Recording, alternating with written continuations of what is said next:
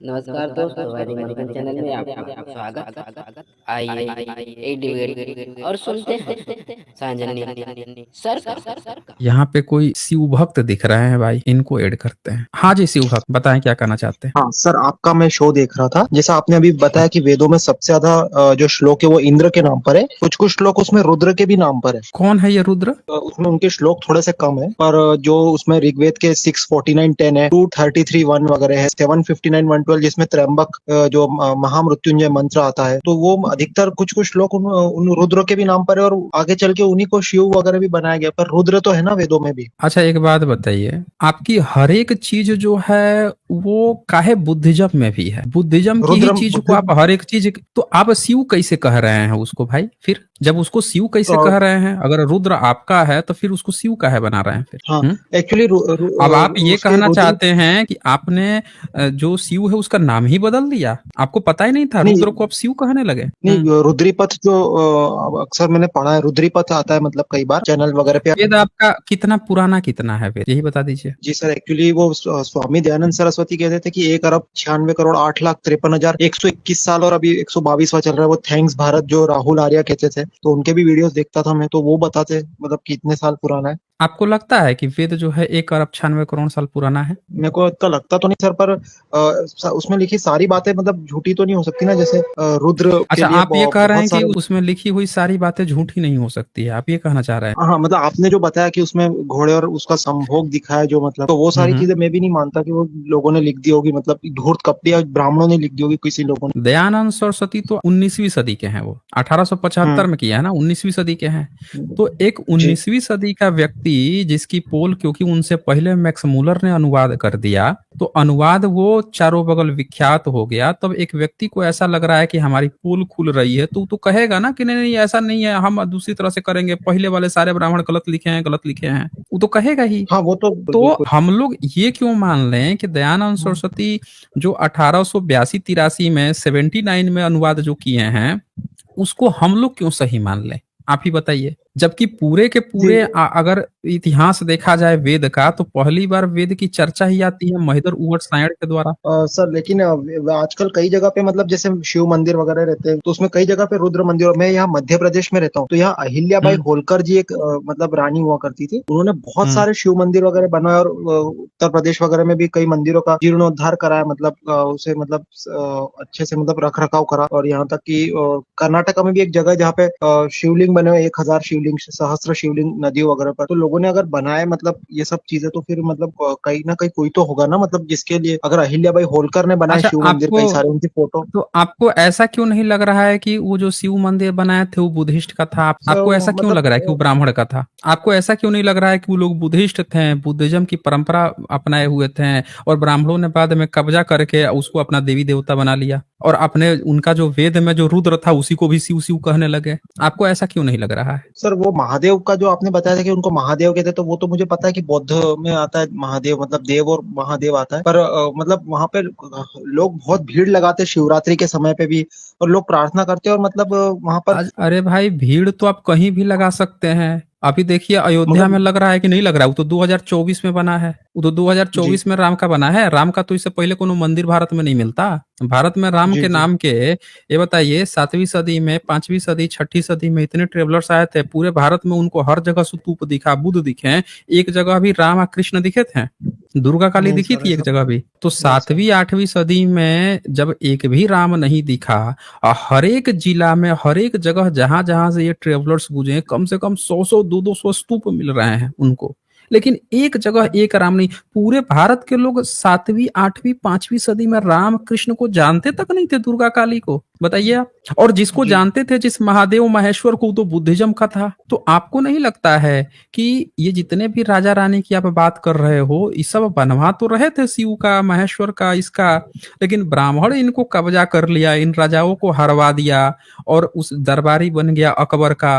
अकबर का दरबारी बन के उसने क्या किया कि उसको ही अपना अवतार घोषित कर लिया, उसको अपना ब्राह्मण भाई घोषित कर लिया। भविष्य और पुराण में ना, तो भविष्य पुराण वही तो बताता है कि भविष्य में क्या करना है, अल्लाह उपनिषद लिख मारा। तो ये सारा हम्म। काम करने के बाद से यहाँ के राजा, ये बताइए, जो बाहर से आक्रमणकारी हो वो जी। उसके साथ कोई मिल जाए वो गद्दार कहलाएगा या सही कहलाएगा, यही बता दीजिए। गद्दार कहलाएगा सर। तो ये सारी चीजें जब भारत की थी, बुद्धिज्म की थी, ये बताइए राम का जन्म, कृष्ण शिव का जन्म जो है 7वीं सदी के बाद हुआ है, आप बताइए।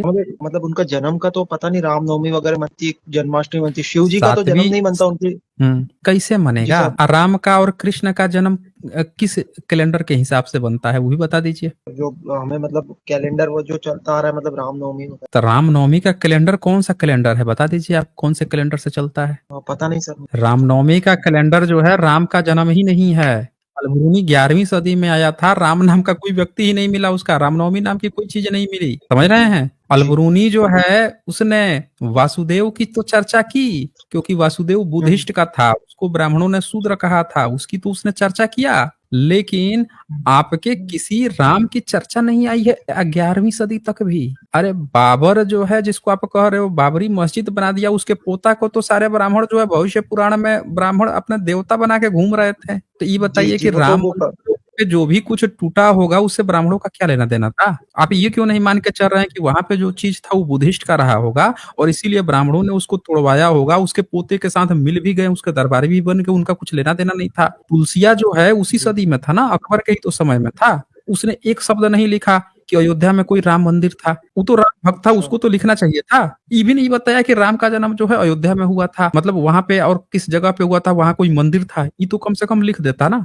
ये लिख रहा है कि हम मस्जिद में सोते हैं, राम जो है आके हमारे पैर में चंदन लगा के जाते हैं, लेकिन ये कहीं नहीं लिख रहा है कि राम का कहाँ जन्म है और किसने मंदिर को तोड़ दिया। जी। तो आप जी। उसको ध्यान से देखिए ना, ध्यान से देखेंगे तो आपको पता चलेगा कि ये सारी चीजें बुद्धिस्ट की हैं, इन लोगों ने इस पर कब्जा किया हुआ है ना। जी। अब बोलिए, सोमनाथ कुछ जो बोलना हो तो। सर सोमनाथ ज्योतिर्लिंग और जो आपका ये उज्जैन ज्योतिर्लिंग वगैरह, जैसे जो 12 ज्योतिर्लिंग वगैरह जो शिव जी के नाम पे, और मतलब रुद्र, वेदों में तो रुद्र है, मैंने भी पढ़ा है, रुद्र रुद्र कहते हैं।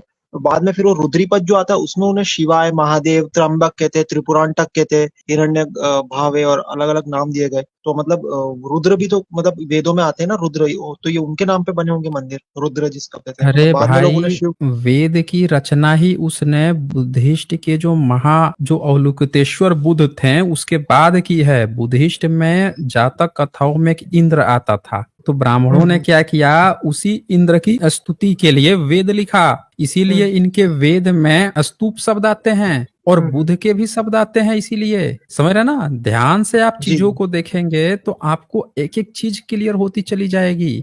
और दूसरी बात कि और अभी मैंने जो रेफरेंस दिखाया वेद का कि ये अवलोकितेश्वर बुद्ध की चर्चा कर रहे हैं, मैंने दिखाया था, देखा था आपने? कौन सा समय एक्चुअली देख नहीं पा रहा था, स्ट्रीम में गाने की कोशिश कर रहा था, तो अच्छा, इसलिए कोई बात मैं नहीं। Actually stream join. नहीं नहीं, कोई बात नहीं है, ये ब्राह्मणों का ऋग्वेद का है, ऋग्वेद जो सबसे पुराना है। अब इसका ये जरा 90 सूक्त जो है ये बता दीजिए, वो बोल रहा है अपने परमेश्वर के बारे में, यहाँ पे 1 नंबर में अपने परमेश्वर के बारे में लिखा है।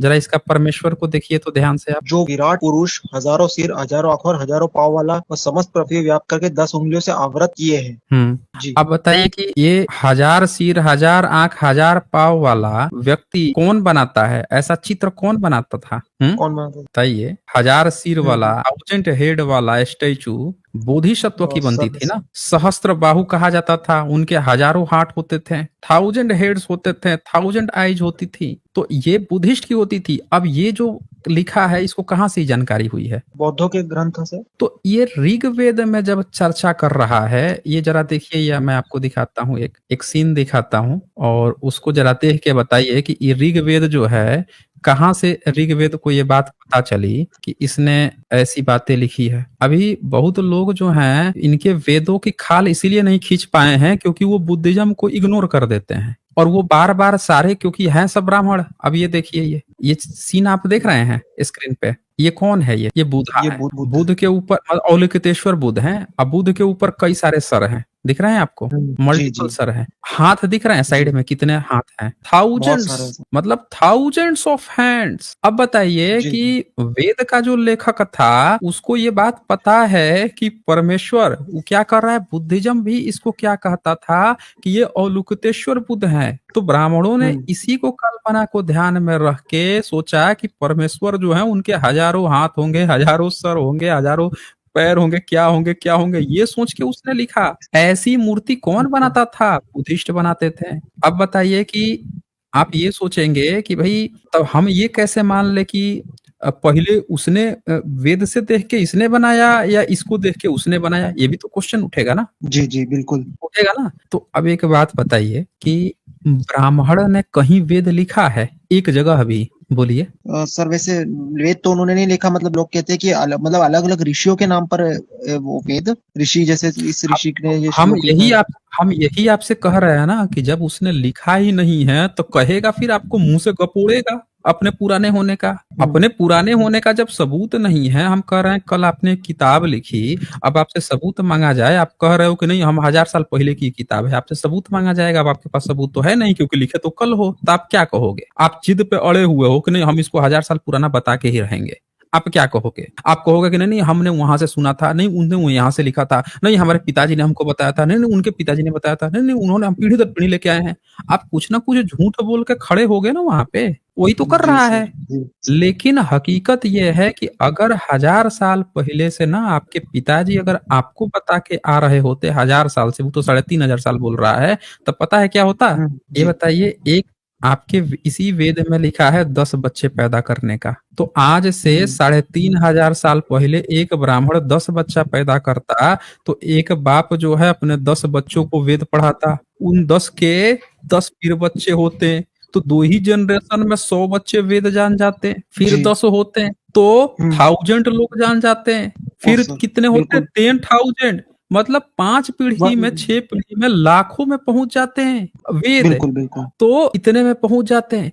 हकीकत ये थी कि भारत में 5वीं सदी में आए, 6ठी 7वीं सदी में इतने सारे ट्रेवलर्स आए। मैगस्थनीज ईसा से 300 साल पहले आया, किसी को वेद ही नहीं दिखा। अलबरूनी आया तो अलबरूनी क्या कह रहा है? वेद ये किसी को सुनाते ही नहीं है, भारत के लोग वेद जानते नहीं, इसकी भाषा लिपि जानते ही नहीं है। तो भाई कहाँ से फिर वेद कैसे फैल गया? कौन सा वेद था कि ये लोग इनसे पहले आप सबूत दे दोगे? ये सीधी सी बात है। वो इसीलिए ये गपोड़ फैलाया कि वेद कोई नहीं जानता, क्योंकि उसने कॉपी ही यहाँ से करी थी और वो बता किसी को इसलिए नहीं पा रहा था क्योंकि उसके पास सबूत नहीं है। सारा डिट्टो चेप लिया था यहीं से उठा के। अब एक और बात, अब ये कैसे पता चलेगा कि भाई उसने छेप लिया? तो इसको फिर से शेयर करता हूं, अब फिर से जरा एक बार दोबारा इसको देखिए। ये जो है कैसे कैसे कॉपी पेस्ट मारे हैं, ध्यान से आप देख लीजिए ना, आपको तुरंत पता चल जाएगा ना ये क्यों नहीं सबूत दे पा रहा है और दूसरे लोग क्यों सबूत दे रहे हैं। अब ये देखिए, ये 5 नंबर जरा पढ़िए तो आप क्या लिखा है। उस विराट आदि पुरुष की उत्पत्ति हुई, उत्पत्ति होते ही यह विराट विभाजित होने लगा और फिर उसमें भूमि आदि पिंडों तथा मनुष्यों की उत्पत्ति हुई।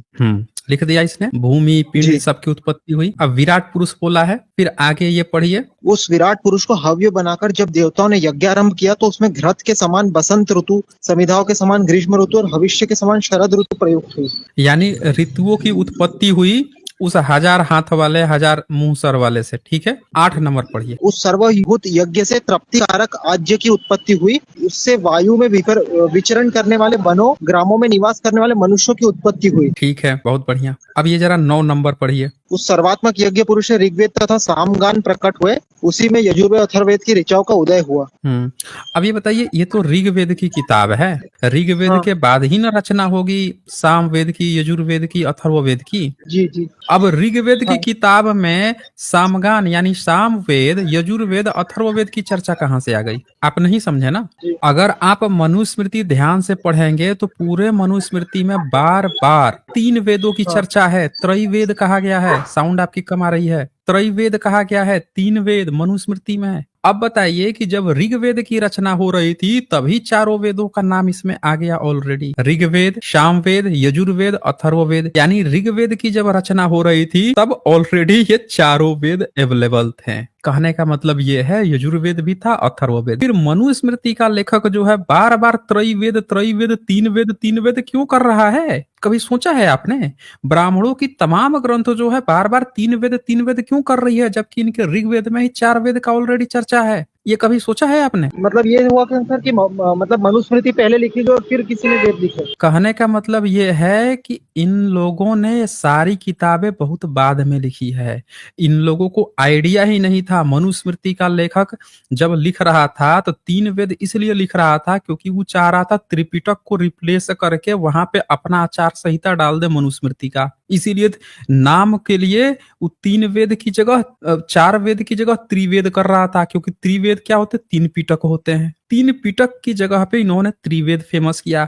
लेकिन इन धूर्तों को ये नहीं पता था कि इनकी ऋग्वेद में ही ऑलरेडी चारों वेद की चर्चा है। अब ये किताब कब लिखी गई है? ये किताब तब लिखी गई है जब ऑलरेडी बुद्धिज्म एस्टेब्लिश था। इसीलिए ऊपर अवलोकितेश्वर बुद्ध की चर्चा हो रही थी, यहाँ चारों वेदों की चर्चा आ गई।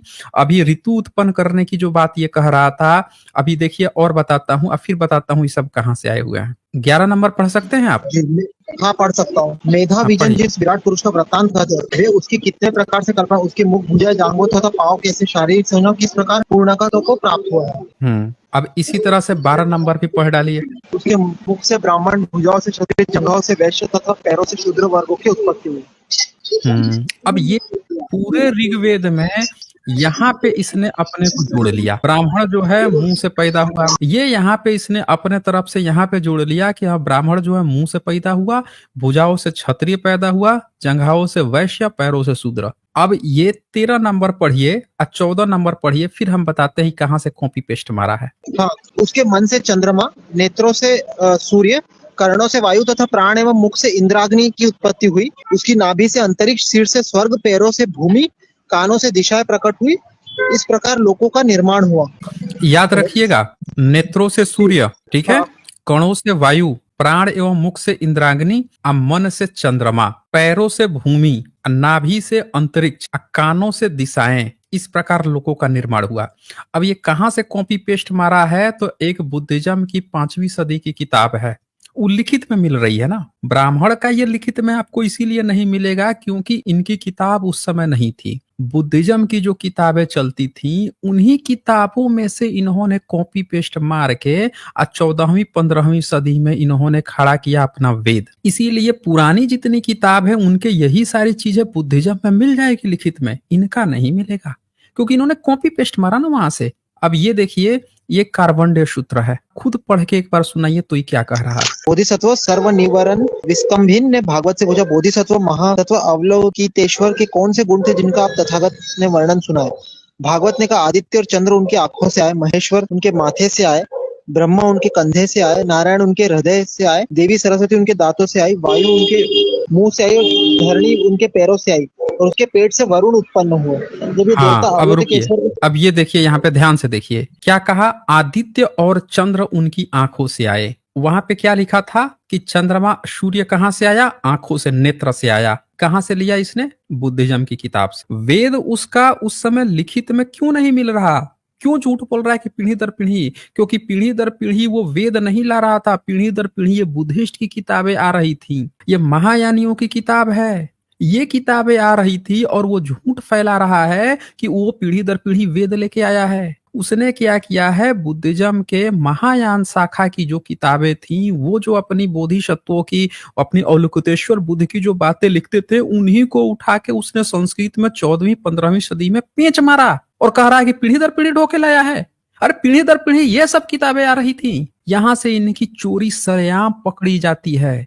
सबसे बड़ा हिस्टोरिकल घोटाला है, इसमें सारा भारत का गपोड़कार, जिसको आप इतिहासकार कहते हैं, सब शामिल है A to Z। किसी ने भी मेरिटधारी बना घूम रहा है, कोनो पक्का रिसर्च नहीं किया है, सब कचिया रिसर्चर हैं। सब के सब ने झूठ फैलाया, भारतीयों को झूठ फैलाया। अरे जब वो कह रहा है पीढ़ी दर पीढ़ी ढोके लाया है, ये कैसे हो सकता है भाई? वहां पे किताबें लिखी जा रही हैं, बुद्धिज्म के इंस्क्रिप्शन लिखे जा रहे हैं, सब चीजें लिखे जा रहे हैं। कैसे ही क्लेम कर रहा है कि पीढ़ी दर पीढ़ी ढो के लाया है? ये सारी चीजें लिखित में थी, उस समय अवेलेबल थी, लेकिन किसके रूप में? बुद्धिज्म की किताबों के रूप में। वो झूठ बोल रहा है, उसने बुद्धिज्म की किताबों में से ये सारी चीजें छीपी है। इसी तरह से बुद्धिस्ट की जितनी किताबें जलाई गई वो सारी वही किताबें जलाई गई, और डुप्लीकेट किताब इसने लिख के अब क्या हंगामा फैला, पीढ़ी दर पीढ़ी ढो के ले आए हैं। ये असल हकीकत है। आप देखें ना, यहाँ पे क्या इसने बताया बुद्धिज्म में, बताइए। महेश्वर को जो मैंने आपको दिखा रखा है कि बुद्धिज्म में है, ब्रह्मा भी बुद्धिज्म में है, इनके स्तूप बनते थे। वैन सॉन्ग ने अपनी आंखों देखा हाल लिखा है कि स्तूप बनते थे।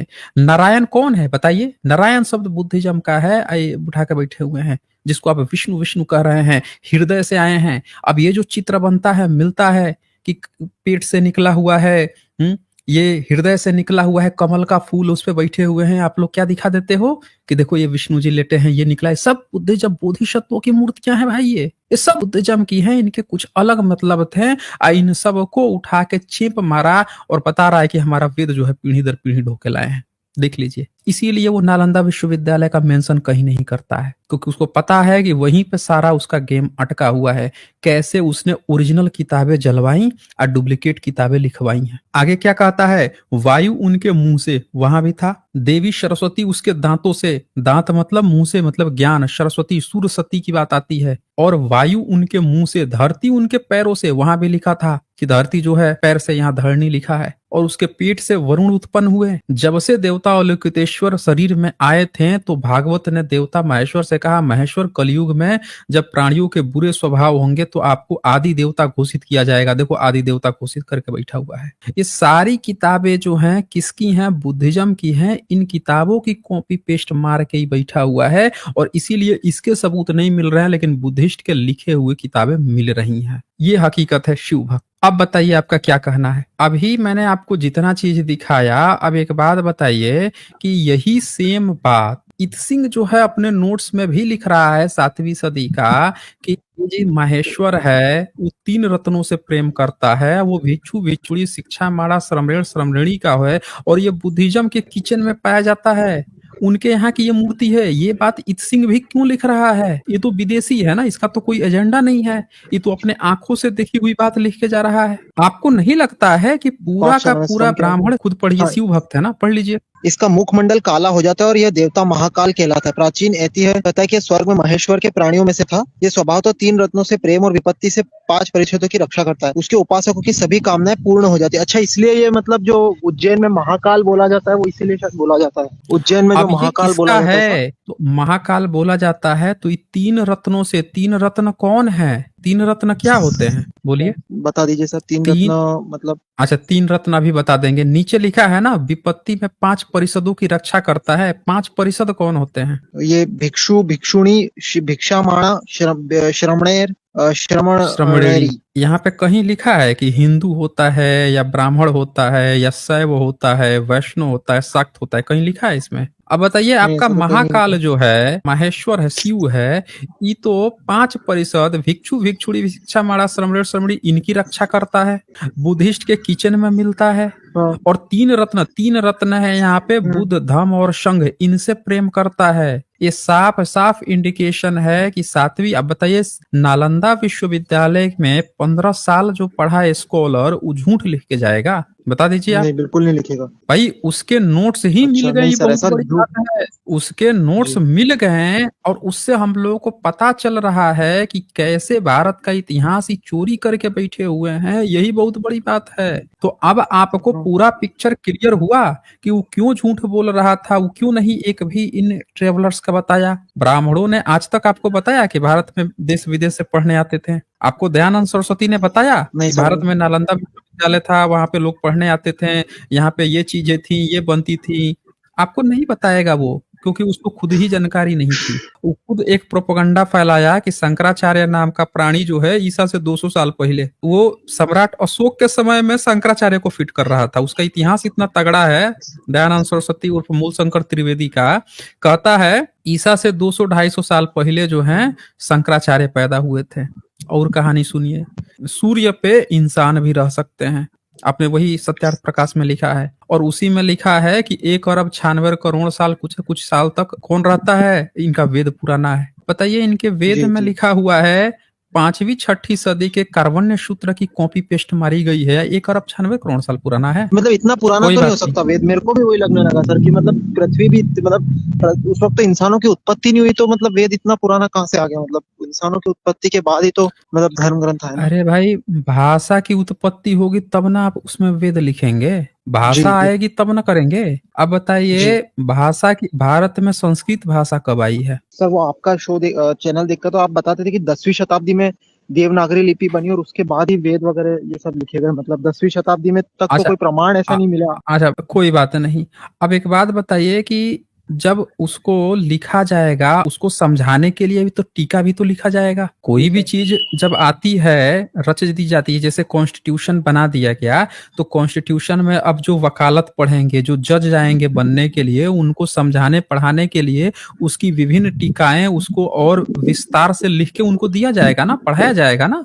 एक एक पॉइंट पे बड़ी बड़ी बिल्कुल सर। किताबें लिखी जाएंगी ना कि इसका क्या मतलब है, क्या कहना चाह रहा है। किया जाएगा कि नहीं जी किया जाएगा? किया तो जाएगा वेद सर। को समझाने के लिए पहला टीका किसने किया था? शंकर भाष्य नहीं, शंकर भाष्य नहीं है। शंकराचार्य को वेद से कोई मतलब ही नहीं था। किन्हीं किया था शंकराचार्य ने सर? कोई वेद वेद नहीं किया है। आपको पता होनी ओके। चाहिए, गीता पुरानी है, वेद उससे भी नया है। अच्छा। अलबरूनी भी यही बात कहा है। अलबरूनी भी बोला है कि पहले यहाँ सब चीज जो है बुद्धिज्म का ही था, और जब से वासुदेव आए हैं, यानी वो बोला कि जब से नए नए जो वासुदेव आए हैं, तब से बहुत सारी चीजें हम लोगों ने चेंज कर दिया है। किसी दिन वो भी पोल खोलूंगा बड़ी डिटेल्स में, वहां से एक बहुत भयंकर पोल खुलने वाली है। खैर, यहाँ पे मुद्दे पर रहते हैं। तो यहाँ हम बात क्या कर रहे हैं कि जब भी कोई वेद ही लिख दिया पहले किसी ने, तो भाई उसको समझाने के लिए लोगों को कोई टीकाकार तो होगा ना। तब आप बता सकते हैं पहला टीकाकार कौन था वेद का, कौन सी सदी का था? नहीं सर पता नहीं। नहीं पता है? महिदर उवट सायण थे। समझ रहे हैं? ये भी मैं कई बार दिखा चुका हूँ, आपको भी दिखा देता हूँ, ध्यान से देख लीजिए। आपको जानकारी होना चाहिए, पूरा वेद का कॉन्सेप्ट क्लियर करके जाइए यहाँ से। मेरे पास सारा लिस्ट है सारे भाष्यकारों का, एक बार ध्यान से आप देख लेंगे, फिर कोई आपको ये आर्य समाजी बेवकूफ नहीं बना पाएगा। ये देखिए, ये वेद कथांक 73वां अंक प्रकाशन किया गया है, जिसमें सारे वेद भाष्यकर्ताओं का दिया है। सबसे पहला 1 नंबर पे कौन है? महान सर्ववेद भाष्यकार श्री सायणाचार्य। समझ रहे हैं? ये वो व्यक्ति हैं जब ब्राह्मणों ने पूरे वेद को पैक करके बेच दिया था, खत्म कर दिया था। वेद के जो इंद्र हैं उनको वाल्मीकि रामायण में सलत्कारी बना के खत्म कर दिया था, और पुराणों में उसको वो बना दिया कि अरे कुछ नहीं कर पाता है, हर बार दौड़ के विष्णु के पास पहुंच जाता है। विष्णु मेरी रक्षा करो, मेरी कोई आ गया है, असुर आ गया है, मेरी कूट दिया है, मुझे बचा लो बचा लो। समझ रहा ना? इंद्र को खत्म कर दिया था जी जी। ब्राह्मणों ने, उसको बेच दिया था मतलब। तब सायणाचार्य की जो भाष्य था, इसके आधार पे ही अंग्रेजों ने वेद दोबारा, मैक्स मूलर ने भारत को वेद दिया है, ब्राह्मणों ने नहीं दिया है, याद रखिएगा। भारत को वेद, पूरी दुनिया को वेद जी। मैक्स मूलर ने दिलवाया। ब्राह्मण तो बेच के खा के पी के बैठा हुआ था। यहाँ पढ़िए क्या लिखा है, ये हाईलाइटेड किया है मैंने को। इसी कारण प्रसिद्ध पाश्चात्य विद्वान मैक्स मूलर ने आचार्य सायण को वेदार्थ का ज्ञान प्राप्त करने के लिए अंधे की लकड़ी बताया है।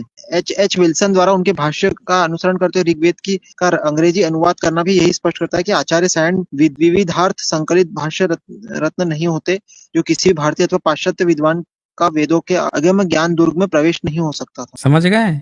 ब्राह्मणों ने वेद को खा पी के पचा के फेंक दिया था कूड़े में। ही अंग्रेज आए हैं सब, इन सबको जैसे कबीर को खा पी के पचा के फेंक दिया, जैसे इन लोगों ने रविदास जी को फेंक दिया था। ये सबको कंपाइल, बुद्धा के सारे साहित्य बुद्धिज्म को उठा के फेंक दिया। तो ये अंग्रेज आके किए हैं। आपको आधी बात बताई जाती है, पूरी बात तो ये है कि वेद को भी सब खा पी के पचा के फेंक दिए थे। वेद आया था सबसे पहले ईशायण लेके आया था। सायण कौन सी सदी का है? 14वीं-15वीं सदी का है। आपके वेद की उत्पत्ति जो है यही 14वीं-15वीं सदी की है। अब ये देखिए, ये सारा अंग्रेज भी खुद से कह रहे हैं। आई कौन कह रहा है? गीता प्रेस गोरखपुर बोल रहा है, हम नहीं बोल रहे हैं। खुद बता रहा है कि इनके वेद का जो पहला भाष्यकार है वो महिदर, ये सायण है। आप देख लीजिए, ये इसका पूरा जीवन परिचय यहाँ से आ जाएगा। ये देख लीजिए, 1246 ये बताया जा रहा है, विक्रमी संवत, विक्रमी इतना एडी 1213वीं सदी का ये बताया जा रहा है। हालांकि सब 14वीं-15वीं सदी के हैं। ये लोग 100-200 साल ऐसे ही बढ़ा के लिखते हैं। और देखा जाए तो 15वीं सदी का था बेसिकली वो। और इसी में आप आगे जाएंगे तो महिदर उवट सायण भी मिल जाएंगे। ये देखिए मध्वाचार्य स्वामी आनंद तीर्थ मिल जाएगा, फिर उवट मिलेगा, ये सब वेद के महिदर मिलेगा। ये देखिए, ये महिदर उवट देख लीजिए। उवट और सायण आदि के भाष्यों को पढ़कर अत्यंत सरल और परिष्कृत भाष्य किया था महिदर ने। तो ये सब आप देख सकते हैं। आपके 12वीं 13वीं 14वीं 15वीं सदी में आपका वेद बन रहा है। उससे पहले ना आपके किसी भी ब्राह्मण तक नहीं बता पा रहा है कि उसके पहले आपका वेद कहाँ था। समझ रहे हैं? पता है क्यों नहीं बता पा रहा है? क्योंकि आपका वेद था ही नहीं। बुद्धिज्म में त्रिपिटक जब आया तो ईसा के सम्राट अशोक के समय त्रिपिटक श्रीलंका पहुंच गया था। समझ रहे हैं? सिंहली भाषा में उसको उतार के लिख लिया गया। तिब्बत पहुंचा, तिब्बतियों ने अपनी भाषा में लिख लिया। जिसके यहाँ जहां जहां पहुंचा, चाइना गया, चाइना वालों ने अपनी भाषा में लिख लिया। धम्मपद ईसा की 2री सदी में चाइना वाले लिख लिए थे। तो जिन्होंने सबने अपना अपना में लिख लिया, लेकिन वेदों का पहली बार चर्चा आपके ब्राह्मण ही कर रहे हैं कि 12वीं 13वीं 14वीं सदी में ही हमारे लोगों ने उसका अनुवाद किया। भाई उससे पहले कहाँ था? फिर उससे पहले तो बुद्धिज्म था। तो आपका वेद कहाँ था फिर? तो आपको अगर कोई बोल रहा है 1 अरब 96 करोड़ साल, तो पहला सवाल कीजिए कि भाई एक बात बताएं, अगर वेद रहता उसके पहले तो कोई ना कोई ब्राह्मण जो है जरूर उसका भाष्य करता, टीका जरूर करता। तो महिदर उवट सायण से पहले क्यों नहीं किसी ने किया? और देखिए कमाल एक दिखाता हूँ। अब आपके दयानंद सरस्वती का एक कमाल दिखाता हूँ ना। सरस्वती इस नाम से जाने गए। मथुरा पहुंचकर आपने पढ़िए तो जरा। मथुरा पहुंचकर आपने प्रज्ञा चक्षु स्वामी वीर जानंद जी महाराज से विशेष वेद ज्ञान प्राप्त किया और फिर आपने वेदों के प्रचार प्रसार के कार्य का संकल्प लिया। इस कार्य में इन्हें महान संघर्ष करना पड़ा। आपने वेदों पर भाष्य आदि का प्रणयन कर एक नवीन विचारधारा को पुष्ट किया जो प्राचीन सनातन परंपरा से मेल नहीं खाती। आपने कई बार शास्त्र और यावत जीवन आप इस पद्धति पोषण में लगे रहे, पद्धति के पोषण में लगे। 20वीं सदी में आपके दयानंद सरस्वती आर्य समाजी आते हैं और यही किताब क्या बोलती है कि हमारे जो महिदर उवट सायण जो 13वीं 14वीं 15वीं सदी से जो वेद लेके आए हैं, ये दयानंद सरस्वती जो है ना, इनसे मैच ही नहीं करता। इन्होंने नया कर दिया, मिलावट कर दी है। दयानंद सरस्वती को जहाँ पे लिस्ट आती है वेदों के भाष्यकारों की, जो आप लोग शुरू करते हो 13वीं सदी से, तो 13वीं सदी से 18वीं दयानंद सरस्वती तक आते आते कहते हैं ये सब तो हमारा है। दयानंद सरस्वती आके मिलावट कर दिया, ये नवीन विचारधारा पुष्ट किया है। और हमारे प्राचीन सनातन मतलब इनका सनातन कहां से शुरू होता है? 12वीं 13वीं सदी से। वहां से ये मेल नहीं खाती। अब बताइए, आपके खुद के जो किताबें हैं उनको अपने टीकाकारों का नाम नहीं पता, पर पूरी दुनिया को पता है। बुद्धिज्म के टीकाकार बुद्ध घोष थे, बुद्धिज्म के टीकाकार नागार्जुन थे, अश्वघोष थे, देव थे। सबको पूरी दुनिया को पता है कि ईसा की 1ली 2री सदी में ये लोग टीकाकार थे। वो सम्राट अशोक के समय में संगीति हो रही है, बुधा के मरने के बाद संगीति होती है, और फिर अजात शत्रु संगीति करवाते हैं। बुधा सम्राट अशोक के समय 3री संगीति हो जाती है, कनिष्क महाराज 4थी संगीति करा देते हैं, हर्षवर्धन 5वीं 6ठी संगीति करा देते हैं। पूरी दुनिया को पता है। और आप जो है, हर्षवर्धन जब 6ठी संगीति हो चुकी थी, सोचिए 6ठी शताब्दी में, तब यहाँ पे कहा आपके ब्रह्मनिज्म का ना कोई संगति का पता, किसने कंपाइल किया, कहाँ से आया, वो तक किसी को नहीं पता। और सब एक दूसरे से बोल रहे हैं वो मिलावट कर रहा। आपको नहीं लग रहा है कि इसमें तनिक भी जेन्युइनिटी नहीं है? झूठ पर झूठ, लगातार झूठ, कई बार झूठ, बार बार झूठ, और हर बार झूठ, और फिर से एक बार झूठ। नहीं लग रहा आपको? जी सर, लग तो रहा है। मतलब कि कई सारी चीजें जो बुद्ध है उनसे कॉपी, मतलब उनसे ले लेकर अपने धर्म के नाम पे ऐसा चलाने की कोशिश कर रहे हैं। मतलब आप कौन सा रास्ता चूज करेंगे? सत्य का रास्ता या इन्हीं झूठों में फंसना है आपको? सत्य का रास्ता सर। तो सत्य का रास्ता, भारत का जो इतिहास है वही रास्ता अपनाना होगा। झूठ के साथ जो जाएगा बर्बाद हो जाएगा, खत्म हो जाएगा। ठीक है फिर शिव भक्त, चलें फिर। Thank you sir, thank you. हाँ, आज बस इतना ही। फिर मिलेंगे हम अगली वीडियो में अगले जानकारी के साथ। तब तक के लिए नमस्कार।